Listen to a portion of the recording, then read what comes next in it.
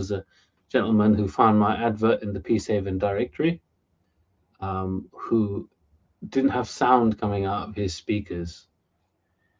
He says, I can turn them on, there's just no sound. But when I got there, what had happened is somebody else had reconnected the speaker, repositioned the computer, but didn't put the speaker jack into the correct input, the 3.5 millimeter jack.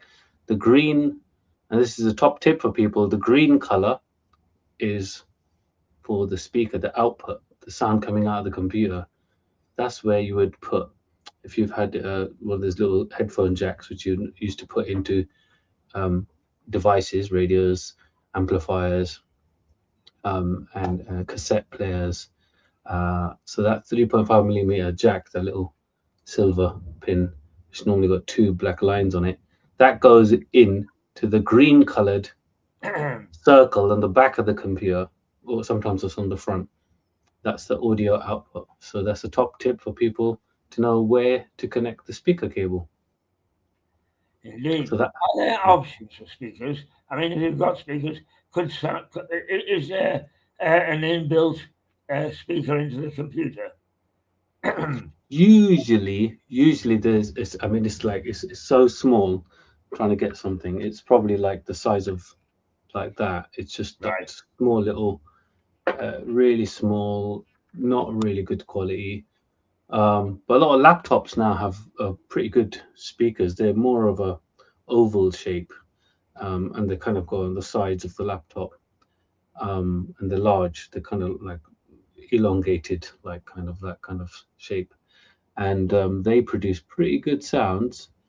Um, but still, it can't get as good as getting a actual speaker connected to your Yeah. laptop. If you look at most laptops, I'm just going to see on here. If you look at most laptops, usually on the side, and they still do it because it's something that's still required. They can't get rid of it.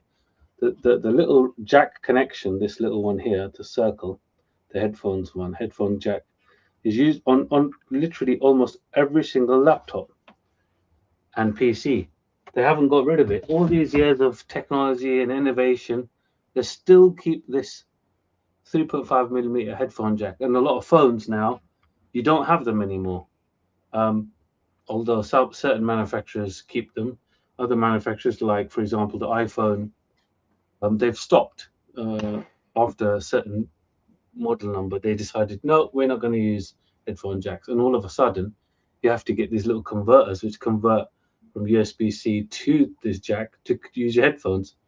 But that's because that company, Apple, have decided, no, no, no, we don't need 3.5 millimeter headphone. That's old devices. That's old. No, no, let's move forward. So they've pushed it. They forced people to use either Bluetooth or the converter to convert from USB-C to headphone jack connection. So there are many ways nowadays to listen to. Um, for example, this headset I'm on is a USB cabled one. I would always prefer a cable over any kind of radio or wireless Bluetooth communication method because it's just not as reliable as a hardwired connection. Right. Yeah, yeah. So I always recommend Is, a hardwired connection. hopefully, we're not going back to in the late 80s. Excuse me. Sure. Parkinson's kicking in. Uh, the Oh, late I'm going to 80s. talk to you. I'm going to talk to you about that. In some, but I'll let you finish and then I'll tell you All about right. that. There was a big fight between VHS and Beta, I think it was, That's it. for supremacy on the recording devices, which we barely don't use anymore. But it wasn't to the consumer's satisfaction, and the manufacturers get so intense on trade wars that they forget who their customer is. Are we getting into that with computers? We've been getting it. It's been there for years. All these manufacturers, they like want to show that they're the best. Let's just check something. So there's always innovations in technology, and that's how these companies keep us buying the new thing, Yeah. the new version of that phone, the new version. This one's better than last year's one. I used to, I bought into it, and I would get every time I would be literally anticipating, saving up, waiting when the next version is coming out. I'm getting it. I'm getting. I want the latest. I want the latest and greatest. Looks like your camera has disconnected, Keith. It does, doesn't it? Yeah, well, this is interesting. So here we have a live situation. Yeah. Something got disconnected.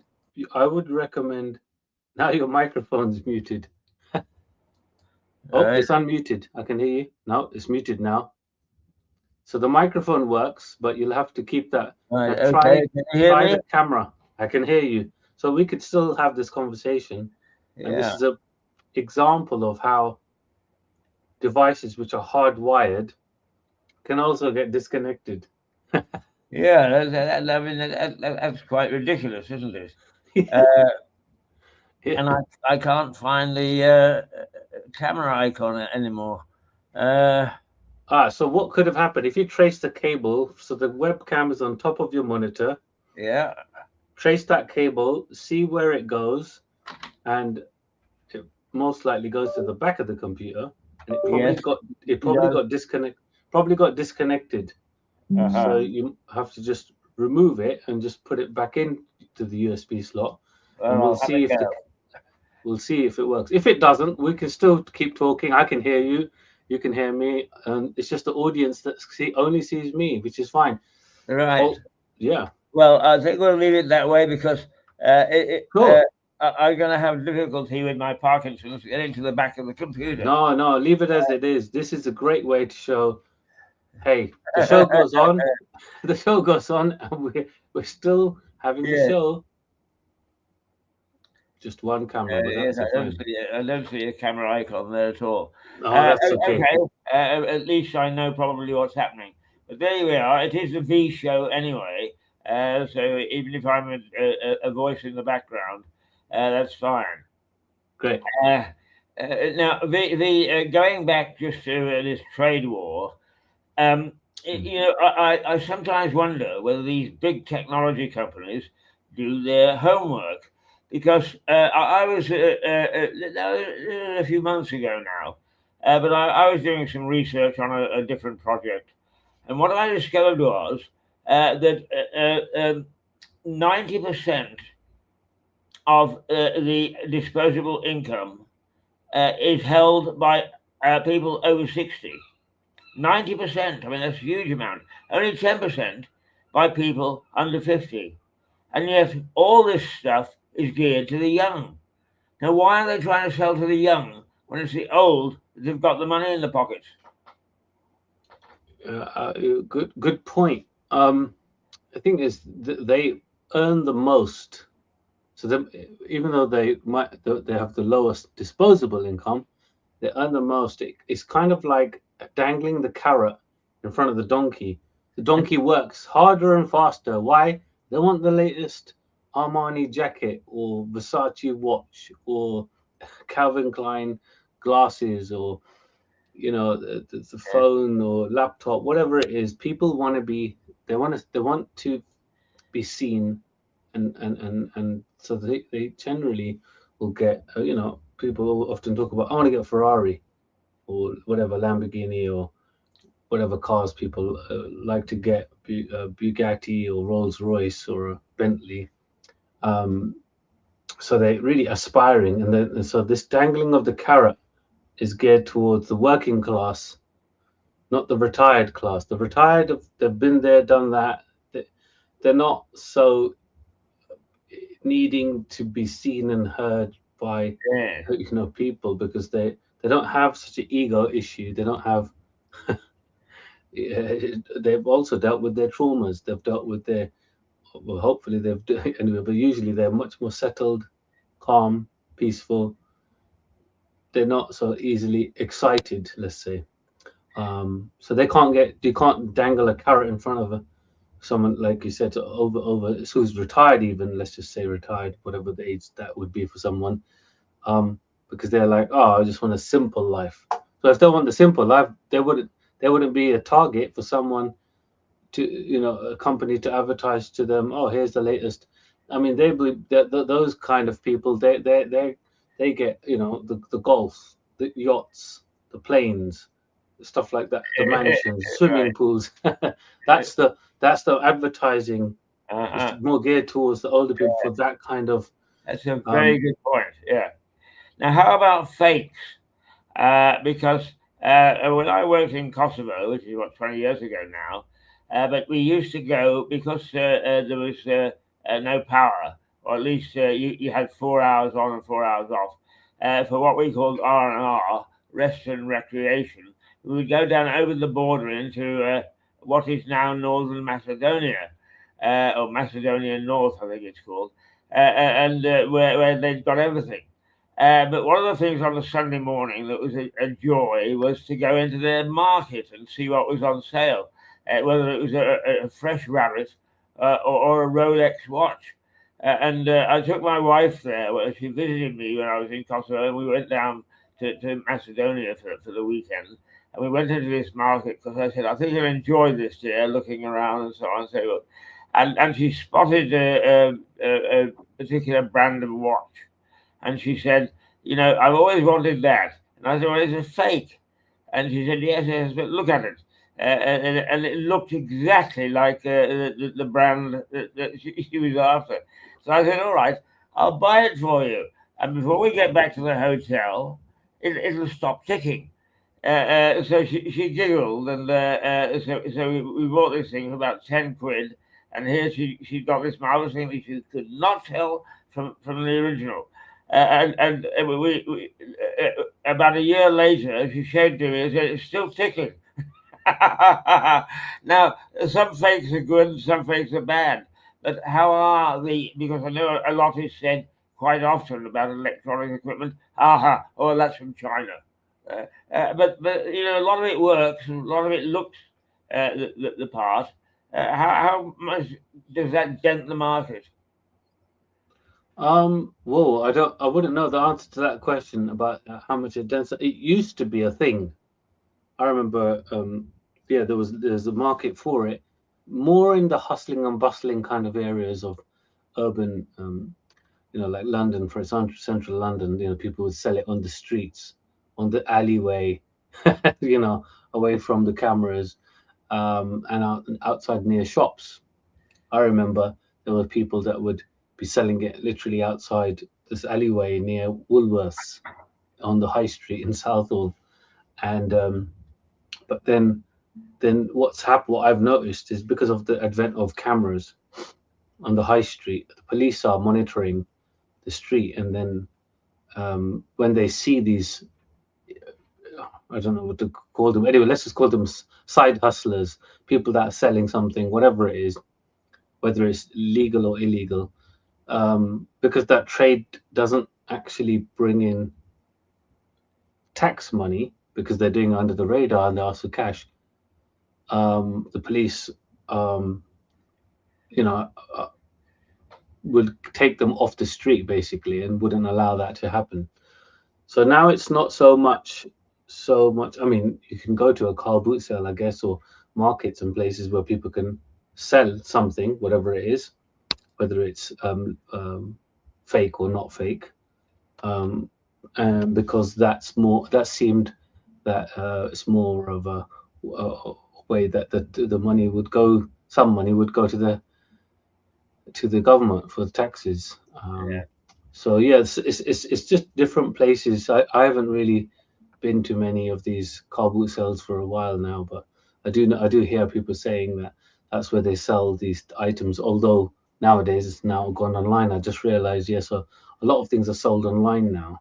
Yeah, I mean, for instance, what about Temu and eBay? The goods are demonstrably cheaper there. I mean, are they actually cheaply made, cheaply Chinese made, as it were? Yeah. So regardless of where they're made, the manufacturing cost. I'll just talk about manufacturing costs. As you know, uh, for example, I think it's quite well known. These, the Samsung and the iPhones. Where are they made in the world? Do you know where they're made? Well, I was thinking the Far East.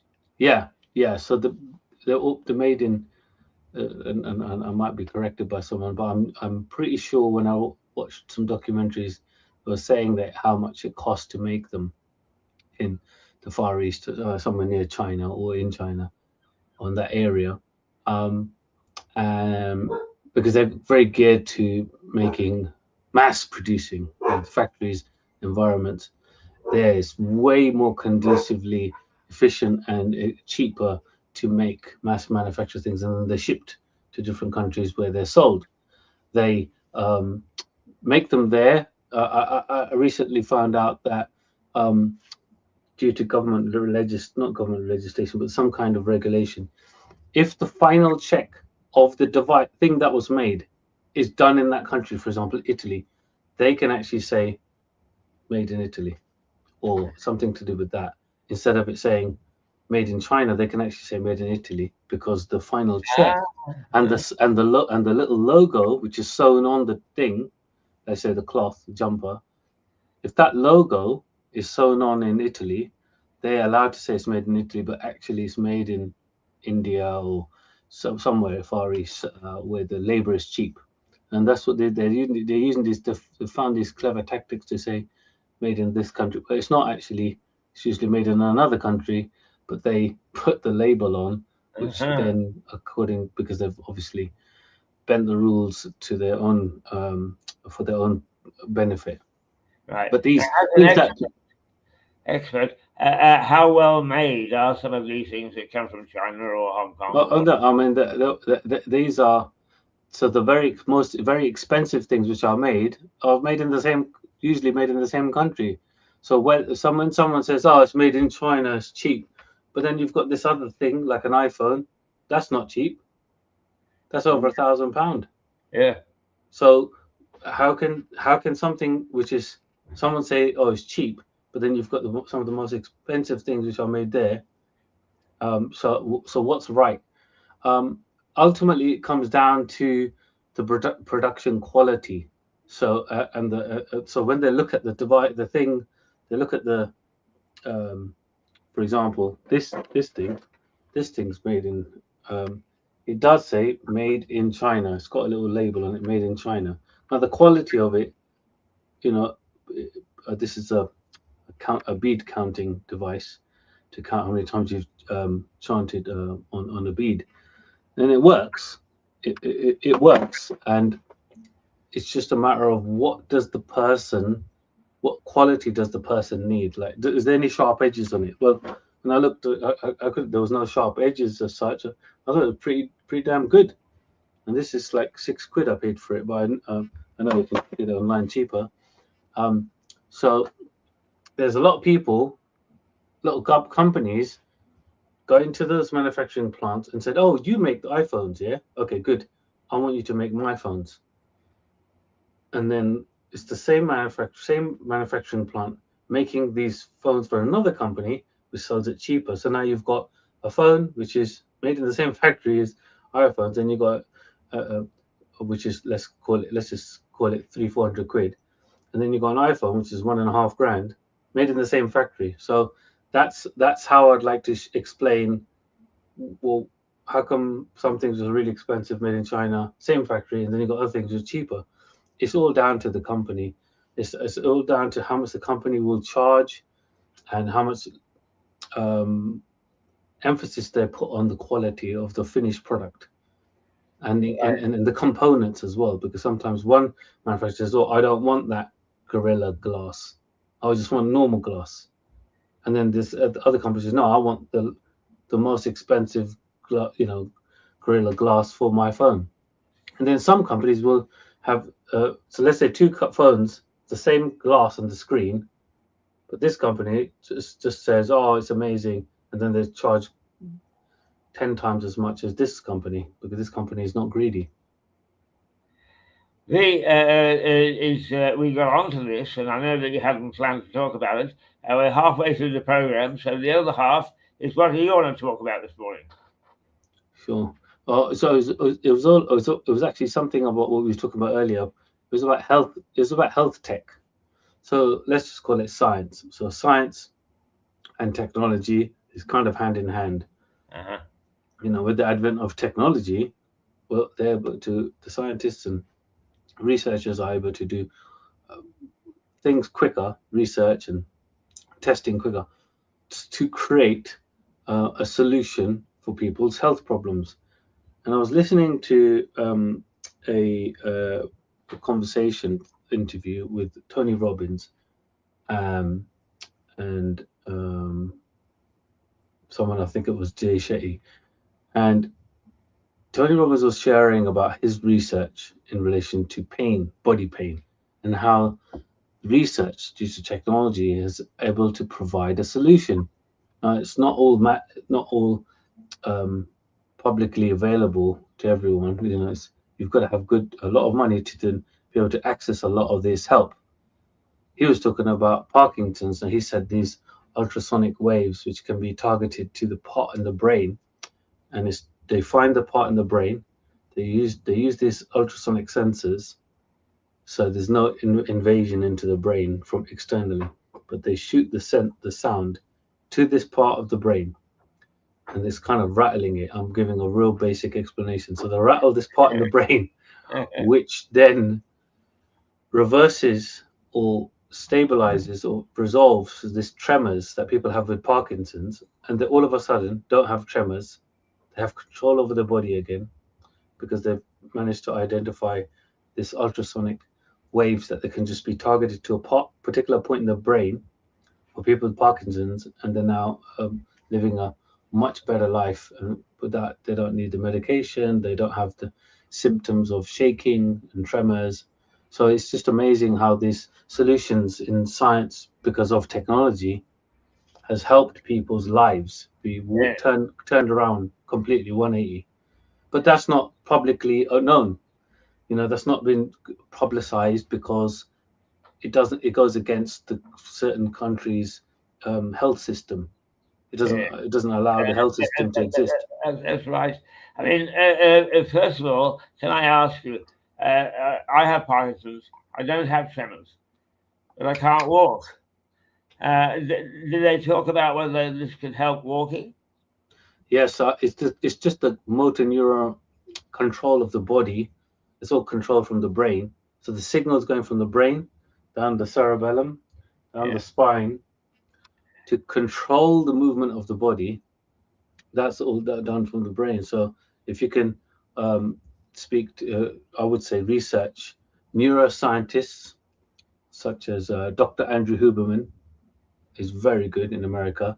And America seems to be way more advanced and quick in terms of doing all this research with the brain and the body. They're real health fanatics, which is great.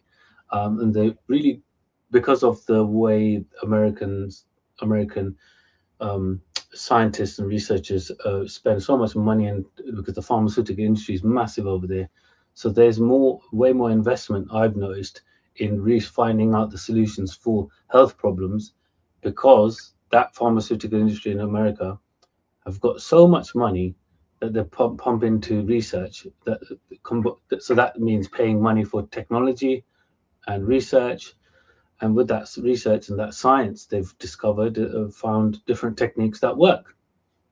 But they keep it privatized. They don't keep it made public because obviously, if it was public, then people would be healthy, and then the pharmaceutical industry would go down.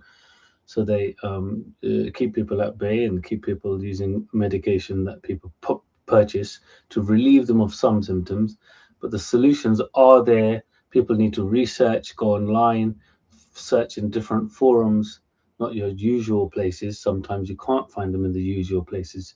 You have to go out there, go to conventions. You can even go on online conventions and speak to experts and say, "Oh, where have you heard there is a solution for this motor control of the body if someone's got Parkinson's? What solutions are out there?" And you will find there are solutions out there. Um, or should I say, there are ways to make it way better than just taking a pill every day. Yeah. I mean, I know what will happen if I go to my Parkinson's nurse, NHS supported, and I'm grateful for having her. But nonetheless, if I say, what are the latest solutions or anything that's promising on the horizon, and she'll say, no, no, no, no, no, no. And I'll say, what about this ultrasound stuff or whatever? And she'll say, oh, well, you know, I know exactly the response that I'll get. And you're quite right. The NHS doesn't want to know. Well, it's not just the NHS. Is the NHS have been told by the government what they can and can't say as offering a treatment and they've been programmed. So the doctors are programmed to prescribe. You know, they're not programmed to heal people. They're programmed to prescribe. You know, Yeah. they've been brainwashed when they've been studying about health and well-being, and that's why there's a lot of doctors who get outcast and they're not allowed to be doctors because they start going outside of what they've been told to do by the NHS, who've been told what to do by the government and the leaders of the country, because they're just more interested in the backhanders, people getting wealthy, and just keeping the money coming in. If you just follow the money, follow the trail of where the money goes, you'll soon find out who's profiting and why they're not allowing us to have access to the information that is most beneficial for us. Have you? I mean, I'm not going to ask you publicly because you respond to the request. But do you have any websites that are worth visiting? Reddit, I would say one of them is Reddit, which is a platform which is freedom of, there's, you know, people are allowed to speak and say whatever they like and share information. I would say still, like just like when you research something, just research it, you know, carefully.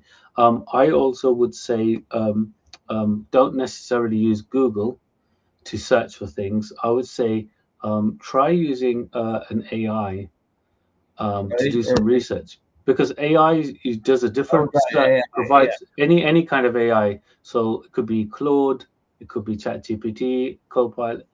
But when you use these AIs to search, they bring back results which are actually different to when you search on Google or Yahoo or Bing.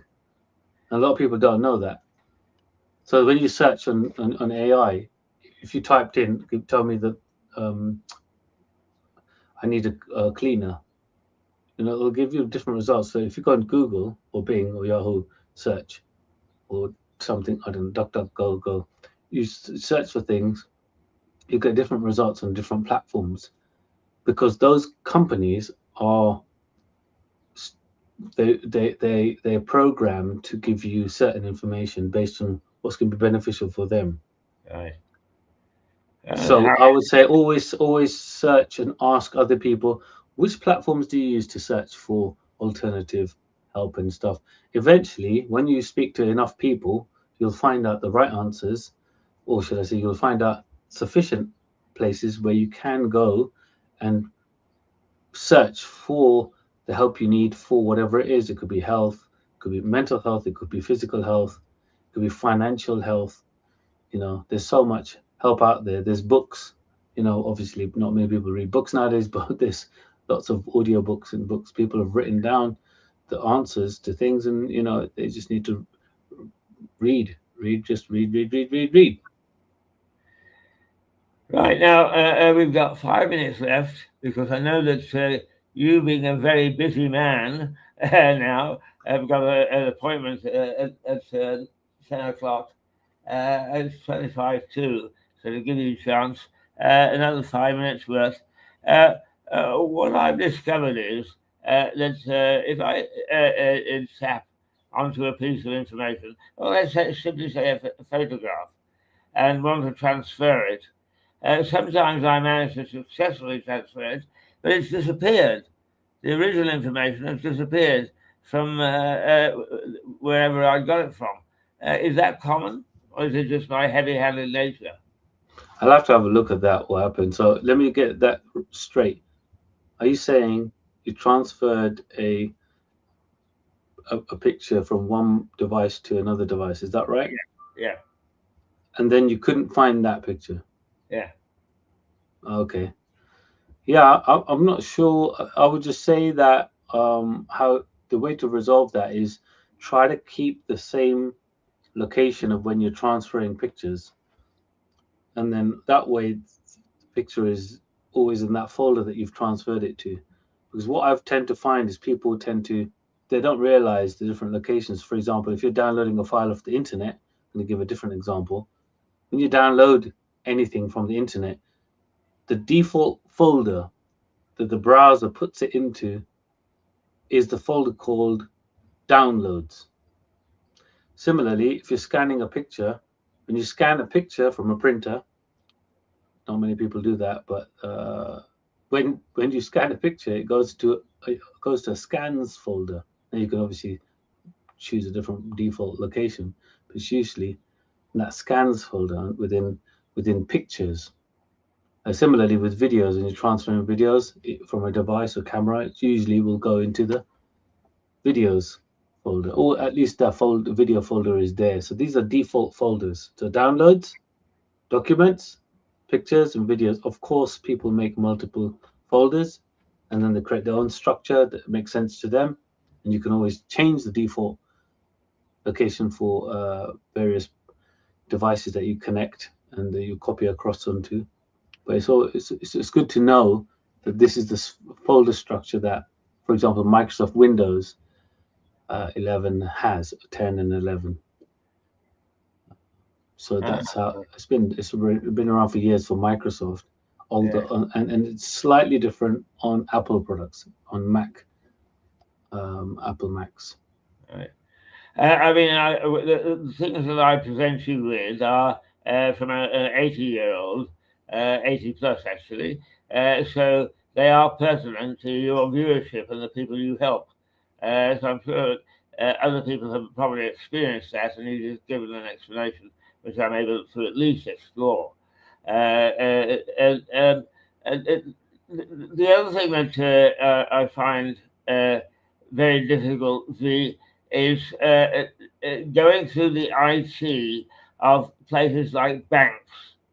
I'm sure that they want to get rid of the aged customers because we're a bloody nuisance, as we are to a lot of people with technology. But they seem to make it more and more complicated to perform tasks. Is that just me as an older person saying, "Bleh," or is it some basis in fact? So, like I said before, these companies they only in it to win it. They're only in it for themselves. They don't care about us. What if a system is made more efficient? Guess who benefits? The shareholders of that company. So the banks are looking at how do they make money? How do they make more money? How do they manage their money? How do they save time? How do they reduce the amount of employees they've got? Well, any company would do that. Any company interested in making a profit usually would be like, well, the biggest cost for anything is humans. That's the Yeah, biggest cost for the biggest expense yeah, for any business is humans. So how do we reduce the need for human interaction? Well, automate it, make it digital. So when it goes digital, it can become automated, and that's why there's been that big push for going digital, being paperless, all that marketing about being paperless. It's not for the environment. That's not the biggest main reason. It's because these companies are focusing on they show that's the carrot they dangle. They say, "Hey, look, you're saving trees," but actually, what they really want is you not to use, not to have so many humans working, and instead have systems in place which is automated, which means all that happens is that they just make way more profit because they've reduced their expenses. So all companies are doing that. Companies and governments, everyone's on the bandwagon. Hey, we can save money. Everyone yeah. wants to save money. And everyone wants to make profit. That's the actual real truth behind everything. Making things more efficient. I mean, that's just industrial revolution, right? Just another progression. Well, It's I mean, now. you're absolutely right. And really, for all their bravado and all the good things that our MPs and government are doing for us, if you raise the issue of banks with an MP, he runs for cover. He can't get out of the room fast enough. And I've often wondered about this. And then I looked at Lloyd's. Lloyd's made £6.5 billion profit last year, of which 4 billion went to the government. So if you're the Prime Minister, what are you going to say to your MPs? Don't get involved in this, because that money coming in, we need, right? They need. And then they give it back to us. Everybody say, oh yes, look at the largesse, look what we're doing for you, and so on. I mean, they are a bunch of charlatans, really. I mean, if there is a good argument for democracy not working, that's it. Yeah. Yep, you've hit the nail on the head. I can do that because I'm hiding behind a little dot. V, I'm going to let you go because you've got an appointment in 20 minutes' time. Thank you. Well, we've done 37 minutes this morning. So, as usual, average joy. And you're coming here on Thursday for a fete to let people know what you do. Right, yeah. So the Garden Fete, that's a new thing that we're doing, and this is more of a social. And there'll be a lot of well-being and creative stalls there, and there'll be music as well. And I'll be there, and I'll be actually focusing on helping people research for having a better physical and mental health. Oh, that's wonderful. That's wonderful. I look forward to seeing you there. All right. Yeah, look forward to seeing you too, and all the people there. It should be a good day in the gardens, and have some light refreshments and some movement and some stretching and some laughter. Yes, indeed. It should be a good day. Excellent. Okay. All right. See you then, and See you, we'll Keith. see you this time next week. Yes. See you Good. next week, all folks. Excellent. Cheers. Toodle Toodle pip.